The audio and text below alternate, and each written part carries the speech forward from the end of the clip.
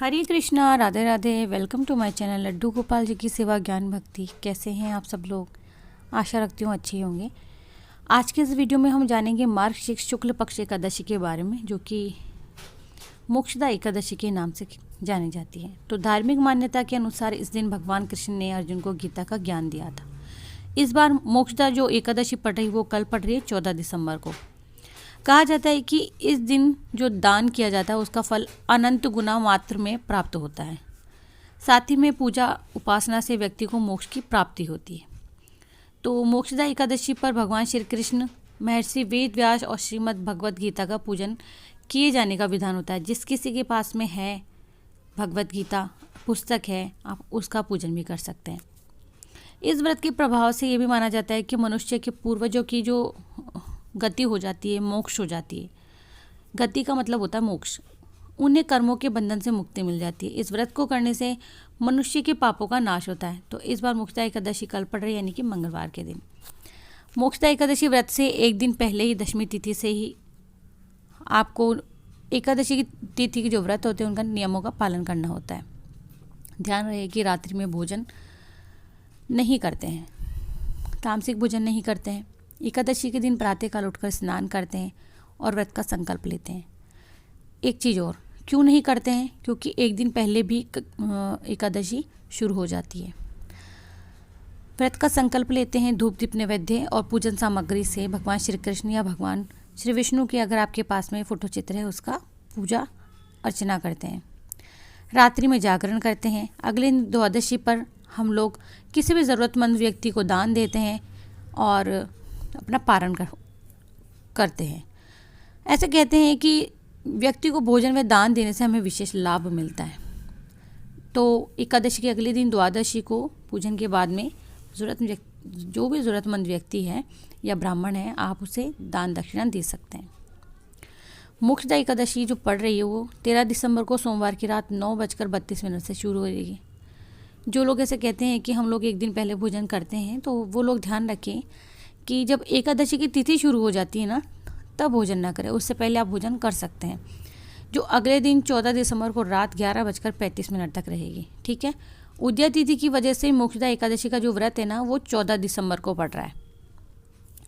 और व्रत का जो पारण है, व्रत का पारण 15 दिसंबर को होगा। सुबह 7:05 से लेकर के 9:09 तक के बीच में, जो भी आप इस समय में आप करना चाहें।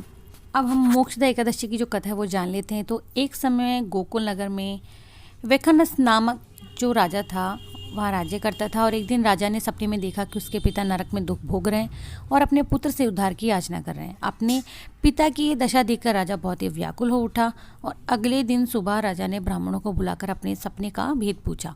तब ब्राह्मणों ने कहा कि हे राजन, इस संबंध में पर्वत नामक मुनि के आश्रम पर जाकर आप अपने पिता के उद्धार के बारे में जान सकते हैं, पूछ सकते हैं, कोई भी उपाय जान सकते हैं।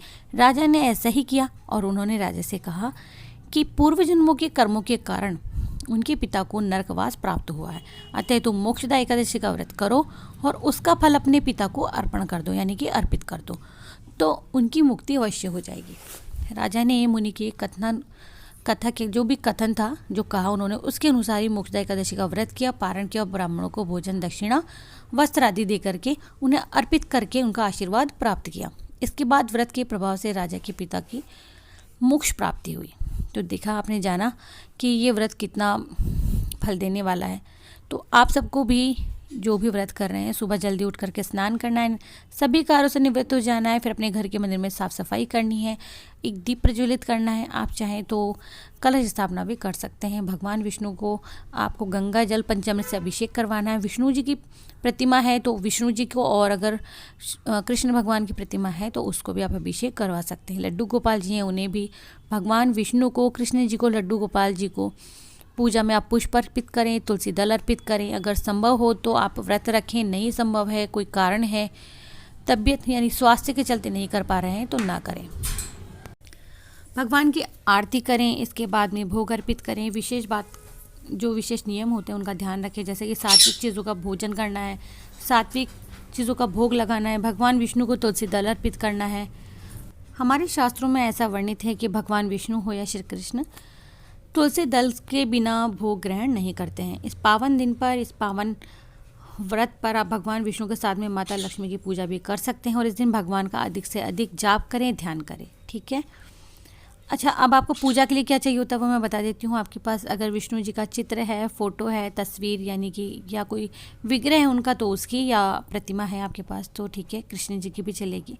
होती हैं घर में सबके, लड्डू गोपाल जी होते हैं तो हमें पुष्प चाहिए होते हैं, नारियल, आप अगर नारियल के साथ में कलश स्थापना कर रहे हैं तो, सुपारी, फल और लौंग चाहिए आपको, इलायची चाहिए, धूप, दीप, घी, पंचामृत, पंच पल्लव, और अगर आप केवल दीपक से स्थापना कर रहे हैं तो दीपक से भी कर सकते हैं, तुलसी दल, चंदन और भोग प्रसादी जो भी आप जितना सामर्थ्य जो आपने बनाया है या है वो अर्पित करने के लिए। ठीक है। तो वैसे तो आप सभी जानते हैं कि एकादशी का जो व्रत है वो 3 दिनों की दिनचर्या से है। भक्त उपवास के दिन से एक दिन पहले दोपहर में भोजन लेता है, उसके बाद में भोजन ग्रहण नहीं करता। ये ज़्यादातर वैष्णव करते हैं। और जब एकादशी की तिथि लग जाती है उसके बाद तो कतई नहीं, ताकि ये सुनिश्चित हो सके कि अगले दिन पेट में कोई भी अविष्ट भोजन नहीं है। ये वैष्णव जन बहुत ज़्यादा अपनाते हैं। भक्त एकादशी के दिन उपवास के नियमों का कड़े रूप से पालन करते हैं, जैसे कि अगले दिन सूर्योदय के बाद ही उपवास का समापन करते हैं, पारण करते हैं। और एकादशी व्रत के दौरान सभी प्रकार के अनाज का सेवन वर्जित होता है। ठीक है। जो लोग किसी कारण एकादशी का व्रत नहीं रखते हैं उन्हें एकादशी के दिन भोजन में चावल का प्रयोग नहीं करना चाहिए। झूठ और परनिंदा से बचना चाहिए। जो व्यक्ति एकादशी के दिन विष्णु सहस्त्र नाम का पाठ करता है उस पर भगवान विष्णु की विशेष कृपा होती है। तो भगवान श्री कृष्ण जो हैं उनका जो मैंने आपको कथा सुनाई है कि वेखानक नाम का एक राजा था, ये कथा ज़रूर से श्रवण करें। तो क्योंकि देखिए जब राजा ने किया व्रत तो पिता को मोक्ष प्राप्ति हुई। अगर आपके पूर्वजन्म को, आप पूर्वजन जो हैं आपके घर में जिनका देवलोक गमन हो गया है तो वो इस व्रत को करके अपने पूर्वजनों को मोक्ष प्राप्ति करवा सकते हैं। आशा करती हूँ वीडियो पसंद आया होगा। अगर पसंद आए तो प्लीज़ लाइक कर दीजिएगा, चैनल को सब्सक्राइब कीजिएगा, फ्रेंड्स फैमिली में ज़रूर से शेयर कीजिएगा। और आप सभी को मोक्षदा एकादशी की ढेर सारी शुभकामनाएं। हरे कृष्णा, राधे राधे।